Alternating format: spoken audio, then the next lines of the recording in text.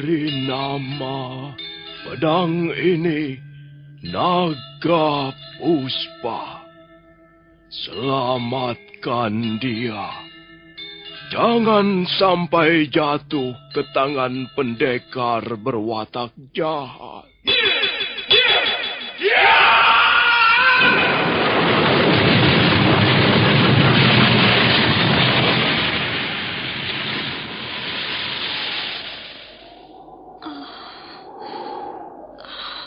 Kakang Kamandanu, kau masih juga tidak percaya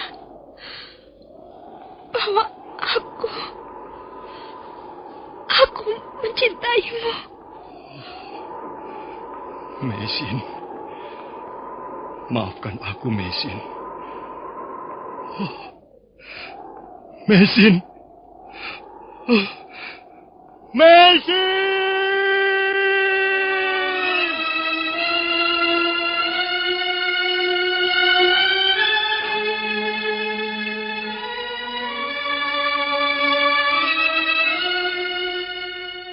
Tutur Tinula.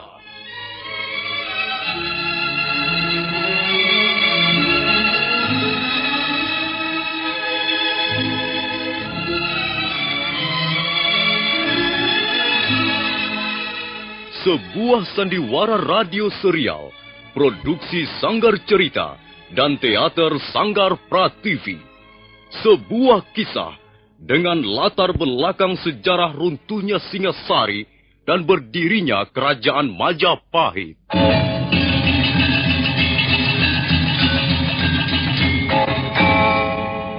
Sandiwara ini didukung oleh pemain-pemain radio yang sudah ternama.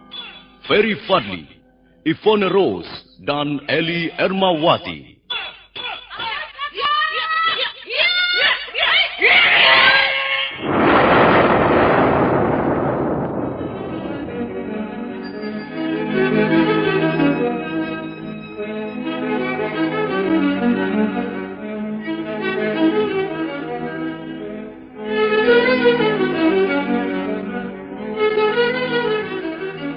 Cerita ini ditulis dan disusun oleh S. Tijab.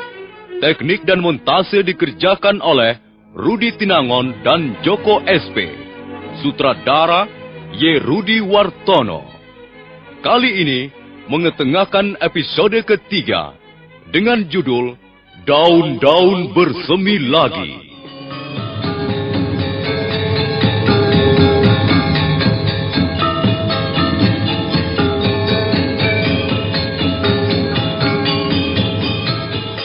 Dalam seri yang ke-75 ini didukung oleh para pemain. Edi Dosa sebagai Lau Sisan, Eli Ermawati sebagai Mesin, Ferry Fadli sebagai Arya Kamandanu, Lukman Tambose sebagai Empu Tong Bajil, Margaret sebagai Dewi Sambi, Mario Kulon sebagai Ralumbu, dan pembawa cerita Nusri. Selamat mendengarkan.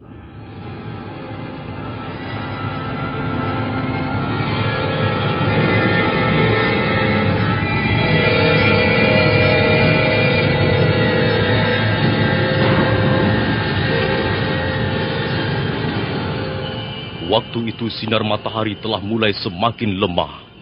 Sebentar lagi lampu malam yang terang benderang itu akan segera bersembunyi di balik malam. Empu Tong Bajil mendengus keras. Matanya menatap Ralumbu yang menghunus dua bilah pedang pendeknya. Pendekar lereng Tenggar itu segera memutar tongkat pencabut roh yang tergenggam di tangan kanannya. Monyet Lamongan jelek. Berani sekali kau bersikap seperti itu di hadapanku. Sambi? Iya, Kakang. Jangan menunggu terlalu lama. Nanti keburu gelap. Ayo, siap aji tapak wisamu. Biar orang Lamongan ini menjadi bagianku, Kakang. Kakang Bajil mengurusi kedua orang asing itu. Hei! Hei!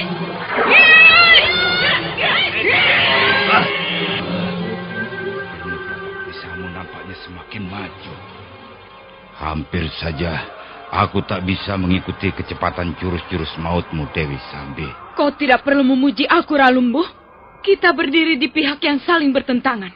Ayo, tunjukkan permainan pedang pendekmu yang sudah karatan itu. Iya, Ku terima tantanganmu. Hah? Yut, yut, yut.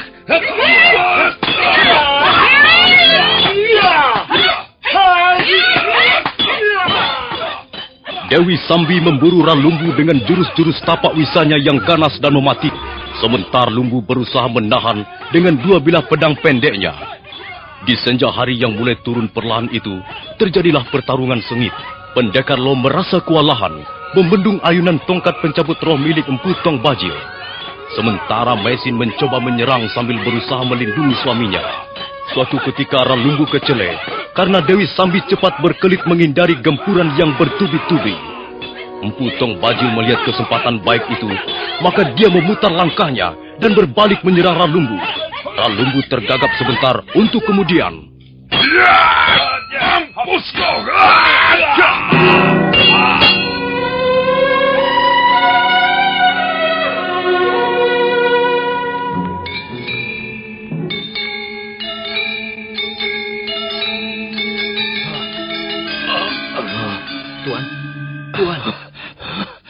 Pertarungan terhenti sejenak.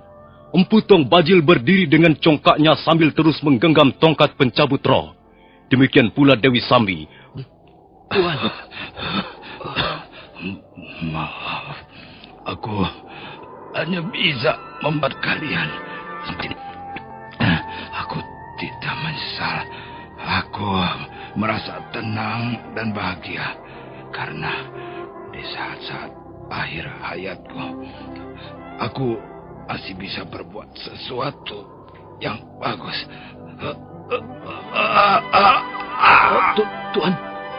Tuan Ralumbu.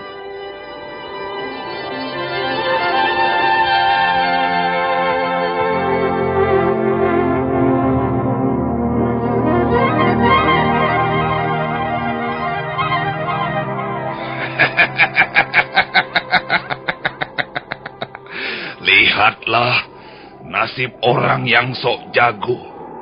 Dia merasa dirinya kuat. Pendekar dari Gunung Lamongan ini merasa hebat dengan permainan pedang pendeknya yang sudah butut itu. Dan karena itu, dia terkapar dengan tulang kepala remuk. Kakang Bajil, sebaiknya kita jangan membuang waktu. Oh, tidak Sambi, tidak. Tapi aku masih akan bermurah hati. Kalau saja pendekar asing itu mau bersikap lunak dan bersahabat. Hei, pendekar asing.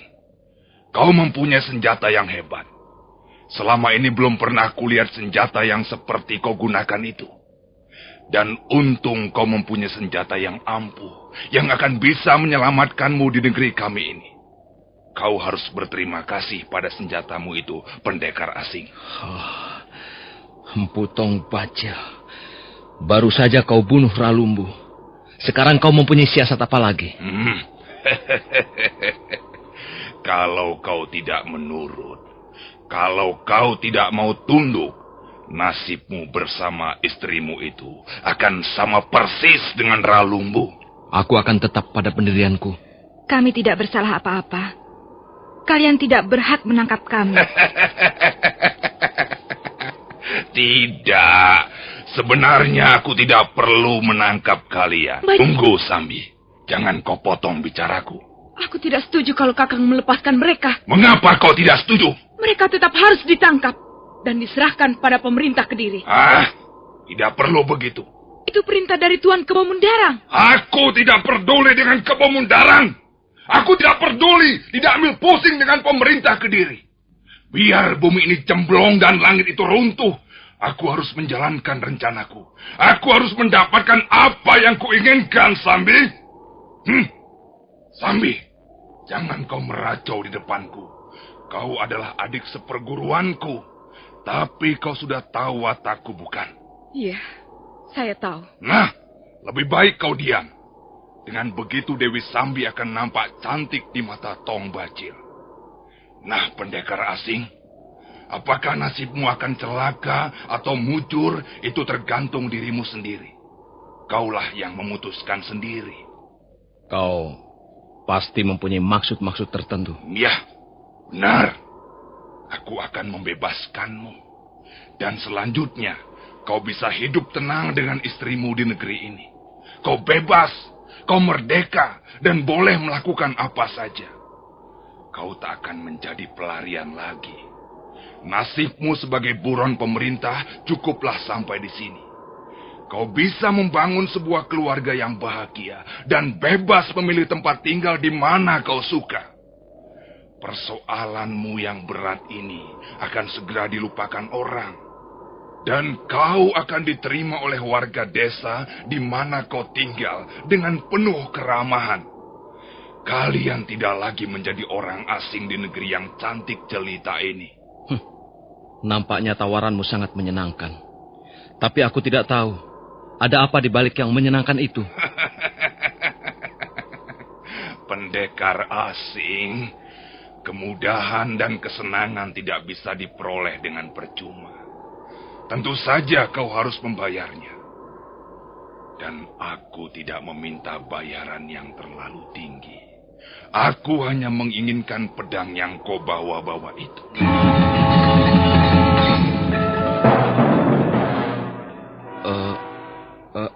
Bagaimana? Bukankah tidak mahal bayaran yang kau minta? Tanpa senjata itu, justru kau akan bisa hidup dengan tentram dan damai di negeri kami. Kasihan istrimu yang cantik dan setia itu. Dia harus ikut menderita karena suaminya menjadi pelarian dan buron pemerintah. Apakah kata-katanya bisa dipercaya? Orang ini licik sekali. Tapi mungkin kali ini benar dia. Rupanya kalian mau berunding dulu. Boleh, silakan. Lau, mengapa tidak kau terima saja tawarannya itu? Aku belum gila, Mesin. Ingat amanat yang diberikan Tuan Ranubaya. Tapi kita tidak mempunyai pilihan lain. Kita sudah terjepit. Kau terluka dan kita tidak mungkin melarikan diri lagi. Aku akan tetap mempertahankan pedang naga puspa ini. Lau. Orang ini jahat sekali, Mesin. Kalau sampai aku menyerahkan pedang puspa ini kepadanya, aku akan membuat kesalahan yang sangat besar. Tapi Lau, bagaimana dengan nasib kita kalau kita tetap melawan? Apapun kejadiannya, kita harus memberikan perlawanan. Kita harus mempertahankan senjata ini demi kebenaran dan keadilan. Nah, bagaimana? Apakah sudah bisa memberikan keputusan? Iya, kami tidak bisa menunggu terlalu lama. Baiklah. Baiklah, Empu Tong Bajil. Aku tak punya pilihan lain. Aku memang harus menyerahkan pedang ini padamu. Nah, kau terimalah ini. Iya.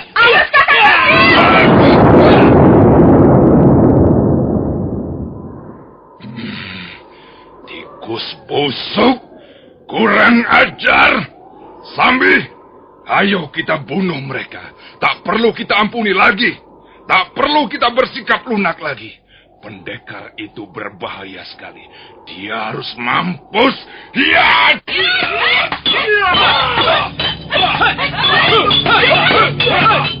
Dengan geram Empu Tong Bajil segera menyerang pendekar Lau. Tongkat pencabut roh menjambar kiri kanan membuat pendekar Lau terpaksa memeras tenaganya. Dia nampak semakin lemah. Sambil bertarung, sekali waktu dia melompat untuk melindungi istrinya dari sergapan Aji Tapak Wisa. Hari telah hampir gelap. Cahaya mentari semakin pudar. Empu Tong Bajil mengerahkan kemampuan Aji Segara Geni untuk menyudahi perlawanan musuh-musuhnya. Pada saat itulah, dari balik rimbunan pohon-pohon melayang sebuah bayangan. Bayangan itu langsung mengentakkan kakinya ke dinding tebing dan berbalik menghantam punggung Empu Tong Bajil.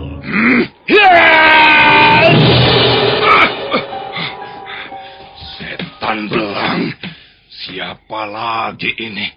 Ada saja orang yang senang ikut campur. Nampaknya dia orang sinting, Kakang.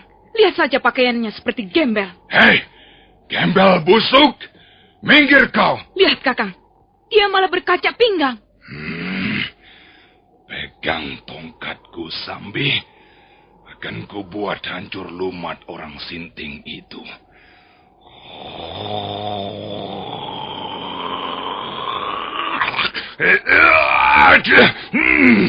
Kalau kau tidak juga mau pergi, jangan menyesal, gembel busuk. Ya! Orang itu lincah sekali, Kakang. Dia melompat seperti ekor bajing. Ayo, gempur mereka. Nanti keburu gelap. Ya!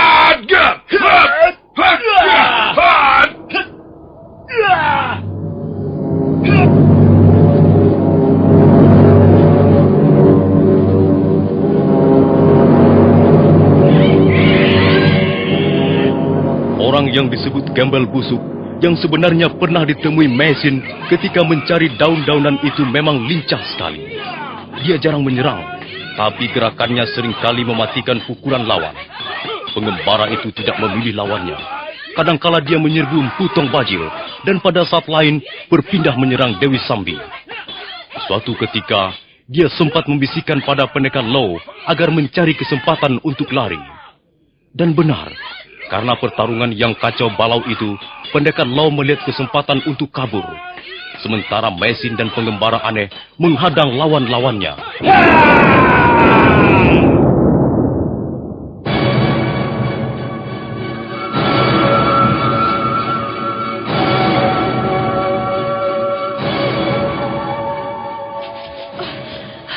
Mereka semuanya kabur, Kakang.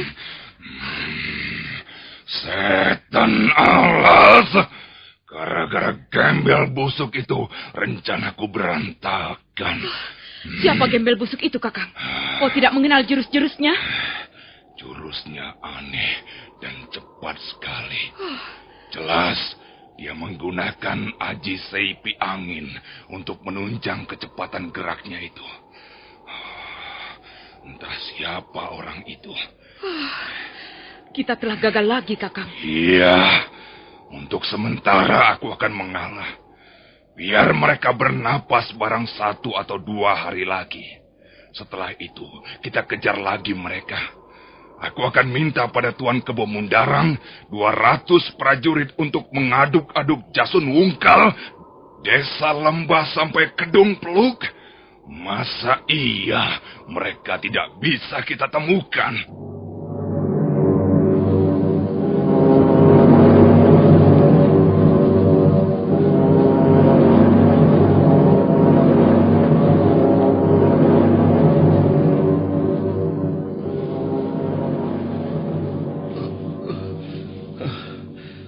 Untung aku bisa mendapat kesempatan lari. Siapa orang yang disebut gembel busuk itu? Kemampuan ilmunya cukup tinggi. Gerakannya sangat cepat hingga membuat kacau balau jalannya pertarungan. Siapapun orang itu, aku harus berterima kasih. Hingga sampai saat ini, pedang naga puspa masih bisa kupertahankan. Aduh, lukaku sangat sakit, nyeri sekali. Seluruh tubuhku seperti ditusuk-tusuk pisau. Dan dadaku seperti terbakar. Tapi aku harus terus berjalan. Aku tidak boleh berhenti di sini. Orang-orang itu pasti masih penasaran.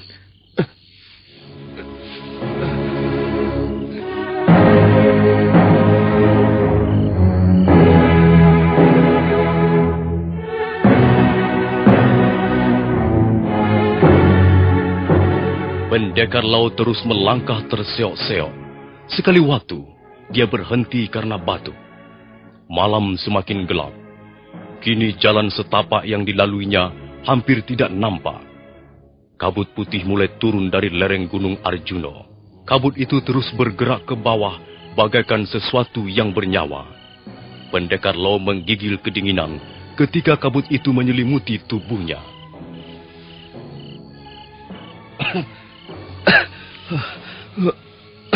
Aduh, dingin sekali udara di daerah ini. Kemana aku harus berjalan lagi? Tak kulihat apa-apa kecuali kabut putih yang tebal bersusun-susun. Apa yang harus kulakukan? Aduh, perutku mengejang dan kepalaku menjadi sangat berat. Baiklah, aku akan berhenti sebentar. Aku harus menunggu kabut ini pergi. Baru bisa melanjutkan perjalanan.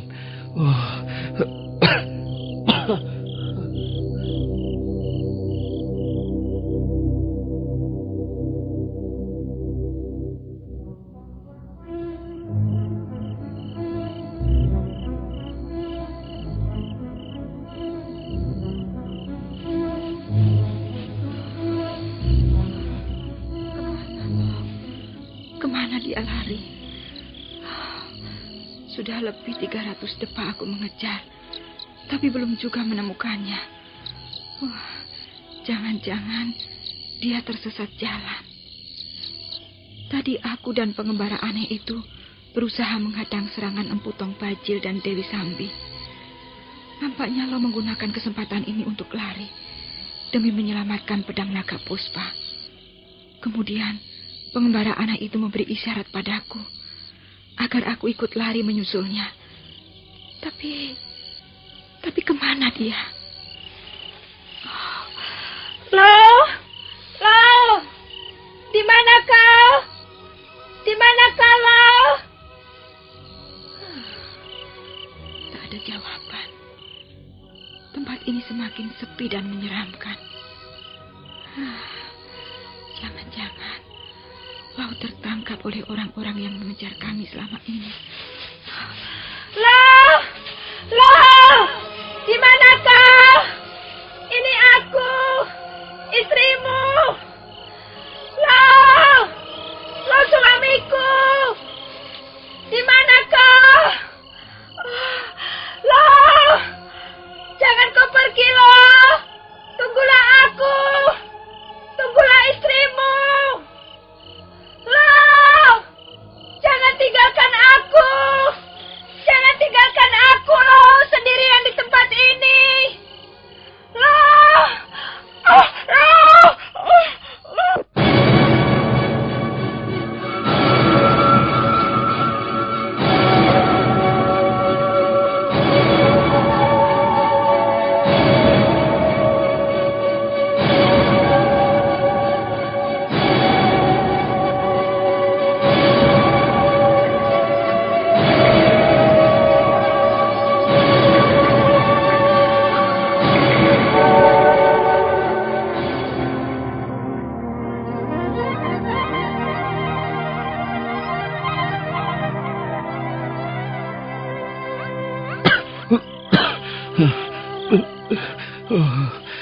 Kabut ini tidak mau pergi juga.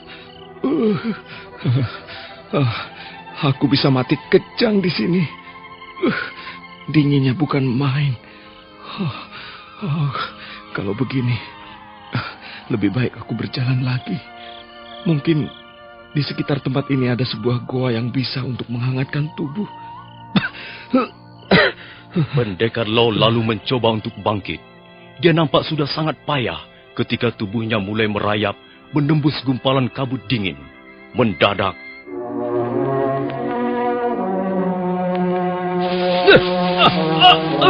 tolong!